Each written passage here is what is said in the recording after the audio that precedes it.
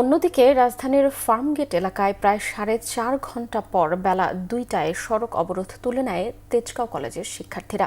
ফলে ফার্মগেট মোড় সহ আশপাশের সড়কে যান চলাচল স্বাভাবিক হয়।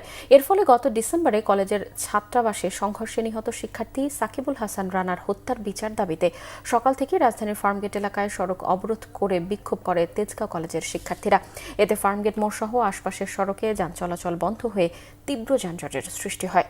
রিপোর্ট করছেন গেলমান শফি। সকাল 9:30 থেকে সড়ক অবরোধের কারণে ফার্মগেট, তেজগাঁও ও আশপাশের এলাকায় সৃষ্টি হয় তীব্র যানজট। এতে অফিসগামী মানুষ সহ সাধারণ যাত্রীদের চরম ভোগান্তিতে পড়তে হয়। এছাড়া ফার্মগেট মোড় সহ আশপাশের গুরুত্বপূর্ণ সড়কগুলোতে যান চলাচল পুরোপুরি বন্ধ হয়ে যায়। গত বছরের 6 ডিসেম্বর রাতে তেজগাঁও কলেজের ছাত্রাবাসে দুই পক্ষের মধ্যে সংঘর্ষের ঘটনা ঘটে। এতে গুরুতর আহত হন উচ্চ মাধ্যমিক দ্বিতীয় বর্ষের শিক্ষার্থী সাকিবুল হাসান রানা। আহত হওয়ার 4 দিন পর 10 ডিসেম্বর চিকিৎসাধীন অবস্থায় তার মৃত্যু হয়। এই ঘটনার পর থেকেই তার সহপাঠীরা দোষীদের বিচারের দাবিতে একাধিকবার সড়ক অবরোধ করে আন্দোলন করছেন তারা। শিক্ষার্থীরা জানান, দোষীদের গ্রেপ্তার ও বিচার নিশ্চিত না হওয়া পর্যন্ত তাদের আন্দোলন চলবে।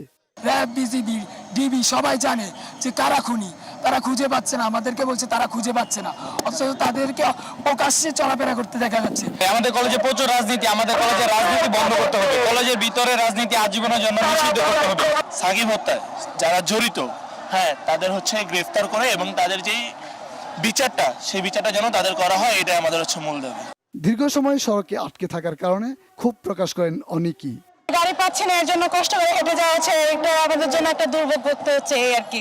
এটা তো আর আমরা জানতেছি, আমরা ব্যবসা করতে আছি, আমরা দোকানে যাবো, দোকানে যেতে পারতেছি না, আমরা ঘরে নিয়েছি। সকাল 9টার দিকে বসে আছি, বিকালে এখন 12টা বাজতেছে। সিএনজিতে রোগী আছে, ইউজ করলাম, ওদের বললাম একটু যাবে লেগে, আমাকে যেতে দিল না, অনেকক্ষণ ধরে বসে রয়েছি আমরা। পুলিশ জানায় ঘটনার তদন্ত চলছে, এতে পুলিশের কোনো গাফিলতি নেই।